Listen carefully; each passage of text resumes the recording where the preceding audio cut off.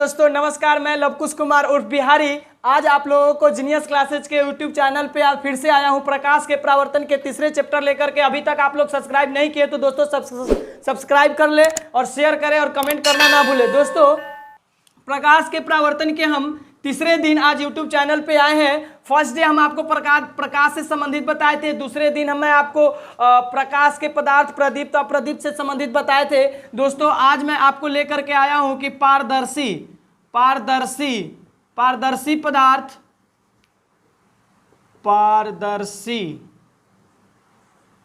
पारदर्शी पदार्थ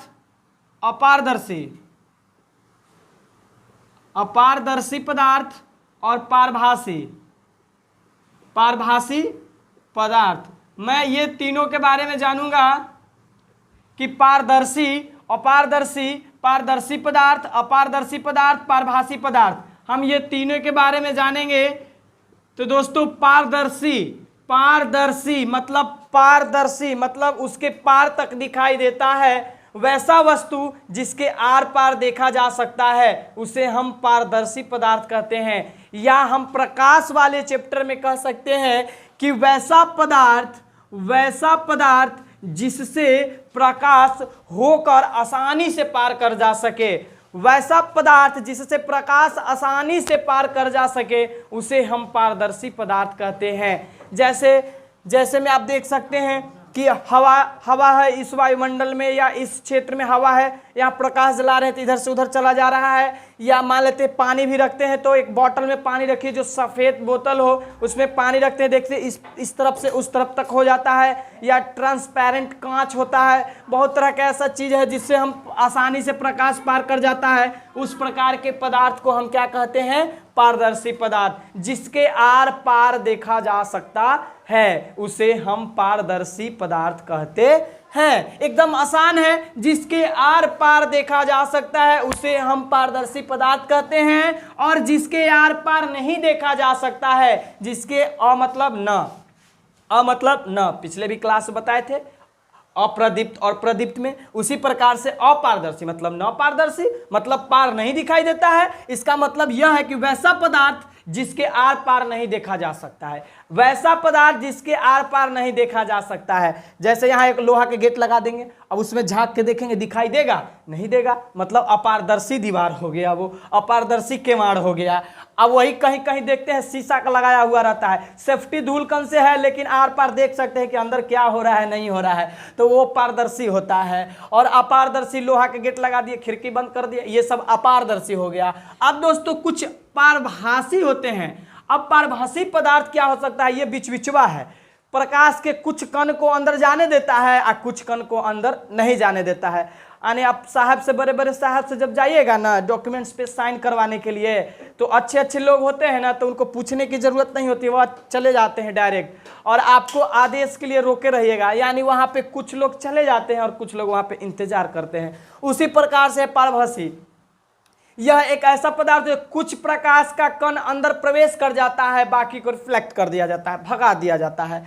जिस प्रकार से हम कह सकते हैं कि अगर कांच है, जो दर्पण है समतल दर्पण है, लेकिन उसका जो पीछे वाला पेंट है वो घिसा हुआ है, तो घिसा हुआ है तो कुछ भाग को क्या करेगा? अंदर की ओर मतलब पारदर्शी हो जाएगा, पार हो जाएगा, और कुछ पदार्थ को वहां से रिफ्लेक्ट कर देगा, परावर्तित कर देगा, तो उस प्रकार का हो जाएगा। या मान लेते हैं कि वैसे बहुत सारे पदार्थ हैं जो मतलब पारभासी हैं, जिनके कुछ अंदर जा सकते हैं और कुछ को वापस कर दे सकते हैं। तो पारदर्शी पदार्थ जिसके आर पार देखा जा सकता है, अपारदर्शी पदार्थ जिसके आर पार नहीं देखा जा सकता है, और पारभासी पदार्थ जिसके आर कुछ जा सकता है, उसके पार कुछ जा सकता है और कुछ उसके पार नहीं जा सकता है। तो वैसे पदार्थ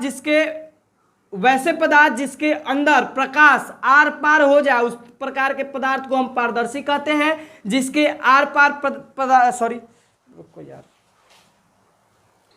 जैसे हो गया पारदर्शी पदार्थ में हो जाएगा, जैसे कांच, पानी, ये सब जो है ना, इसके आर पार प्रकाश किया जा सकता है। जैसे कांच यहाँ पे रखेंगे, प्रकाश यहाँ जलाएंगे तो उसके आर पार हो जाएगा। कांच भी में या पानी में भी प्रकाश आर पार हो जाता है। लेकिन अपारदर्शी में जैसे लकड़ी के कोई केवाड़ हो जाए या लोहा हो जाए, ये सब अपारदर्शी है, इसके पार प्रकाश नहीं जा सकता है। अब पारभासी पदार्थ है, तो पारभासी पदार्थ में देखिए जैसे कागज का एक पेज ले लीजिए और प्रकाश इस तरफ से जलाइए, कुछ भाग उधर लाइट दिखाई देगा प्रकाश और कुछ नहीं होगा, यानी कुछ भाग को जाने देता है और कुछ भाग को नहीं जाने देता है। उसी प्रकार से आपका कागज हो गया, उसी प्रकार से आपका ये ले सकते हैं आंख की पलक, आंख की पलक। अब आंख की जो पलक है ना, आंख बंद कीजिएगा ना तो जहां लाइट चमकित रहेगा वहां दिखाई देगा कि हाँ यहां से लाइट है, तो पता चल जाता है कि हम कुछ देख पा रहे हैं, यानी कुछ ही देख पा रहे हैं प्रकाश को, कुछ नहीं देख पा रहे हैं। तो वो आंख की पलक भी पारदर्शी भी नहीं है, अपारदर्शी भी नहीं है, क्या है? पारभासी है। तो उम्मीद है दोस्तों ये तीनों समझ में आ गया होगा। उसके बाद आता है आपका प्रतिबिंब। प्रतिबिंब, प्रतिबिंब। अब दोस्तों हम प्रतिबिंब किसे कहते हैं? तो प्रतिबिंब का परिभाषा है कि किसी बिंदु स्रोत से आती हुई प्रकाश की किरणें, जिस प्रकार से हम आपको बताए थे क्या, प्रकीर्णन, उसी प्रकार से एकदम सेम है।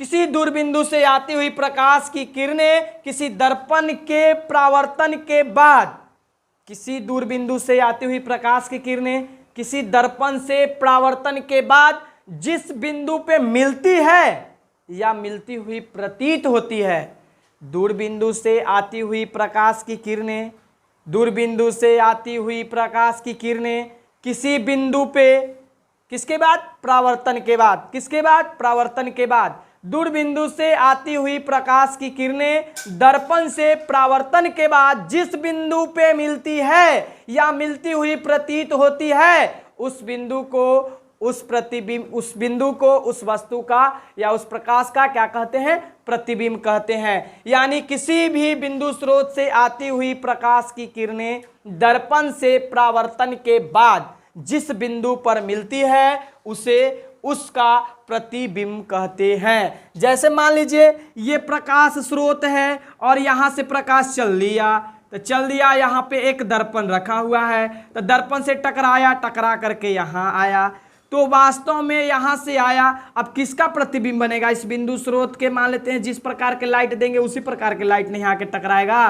तो किसी भी बिंदु स्रोत से आती हुई प्रकाश की किरणें दर्पण से टकराने के बाद जिस बिंदु पे मिलती है या जिस बिंदु पे मिलती हुई प्रतीत होती है, किसी बिंदु स्रोत से आती हुई प्रकाश की किरणें दर्पण से टकराने के बाद, परावर्तन के बाद जिस बिंदु पे मिलती है या जिस बिंदु पे मिलती हुई प्रतीत होती है, उसे हम उस बिंदु स्रोत का प्रतिबिंब कहते हैं। दोस्तों प्रतिबिंब दो प्रकार के होते हैं, एक होता है वास्तविक प्रतिबिंब और एक होता है काल्पनिक प्रतिबिंब। काल्पनिक झूठ-मूठों की मान लिया जाता है कि ये भी प्रतिबिंब है, ये तो वास्तव में रियल में है ही। तो चलिए वास्तविक प्रतिबिंब और काल्पनिक प्रतिबिंब, तो यही तो अभी हम बताए कि किसी दूर बिंदु से आती हुई या किसी प्रकाश स्रोत से आती हुई प्रकाश की किरणें दर्पण से, ये दर्पण से टकराने के बाद जिस बिंदु पे मिलती है, जिस बिंदु पे सच में वास्तव में मिलती है तो वास्तविक प्रतिबिंब, अब मिलती हुई प्रतीत होती है तो काल्पनिक प्रतिबिंब, यानी कल्पना की जा रही है कि यहां पे हो सकता है तो काल्पनिक प्रतिबिंब, और वास्तव में मिल लेता है तो वास्तविक प्रतिबिंब। अब देखिए प्रतिबिंब का अगर परिभाषा याद हो जाता है तो आपको वास्तविक प्रतिबिंब और काल्पनिक प्रतिबिंब याद करने में किसी भी प्रकार की कोई दिक्कत नहीं होती है। अब प्रतिबिंब की हम परिभाषा कैसे याद करेंगे? किसी दूर बिंदु से आती हुई प्रकाश की किरणें दर्पण से परावर्तन के बाद जिस बिंदु पे मिलती है या मिलती हुई प्रतीत होती है, उस बिंदु स्रोत का, उसको क्या कहेंगे? प्रतिबिंब कहेंगे। प्रतिबिंब दो प्रकार के, एक तो वास्तविक प्रतिबिंब और एक है काल्पनिक प्रतिबिंब। वास्तविक प्रतिबिंब आपका हो गया कि किसी बिंदु स्रोत से आती हुई प्रकाश की किरणें दर्पण से परावर्तन के बाद जिस बिंदु पे मिलती है, उस बिंदु स्रोत का वह क्या कहलाएगा? प्रतिबिंब। लेकिन वास्तव में मिलेगा तो वास्तविक प्रतिबिंब। आभास होता है कि यहाँ पे मिलने वाला है, यहाँ पे मिलेगा, ऐसा लग रहा है कि यहाँ पे आकर के इसका प्रतिबिंब बनेगा, तो उसे हम कहते हैं काल्पनिक। कल्पना कर लेते हैं कि आज लगा हुआ कि बारिश हो तो वही प्रकार के कल्पना कर लेते हैं कि इस साल लगता है मेरा शादी हो जाएगा। उसी प्रकार से कल्पना किया जाता है कि यहाँ पे बनता हुआ या यहाँ पे दिखता हुआ प्रतीत हो रहा है। जिस प्रकार से कैसे लड़का डरता है, लगी तो मम्मी वहाँ पे भूत हो, उसी प्रकार से आदमी यहाँ पे मान लेता है कि यहाँ पे प्रतीत हो रहा है, तो हम उसे काल्पनिक प्रतिबिंब कहते हैं। आज का वीडियो यहाँ तक ही समाप्त होता है। फिर बाकी बचे हुए अगले वीडियो में मिलते हैं। पार्ट 4 में फिर से मिलेंगे। So thank you, best of luck, bye.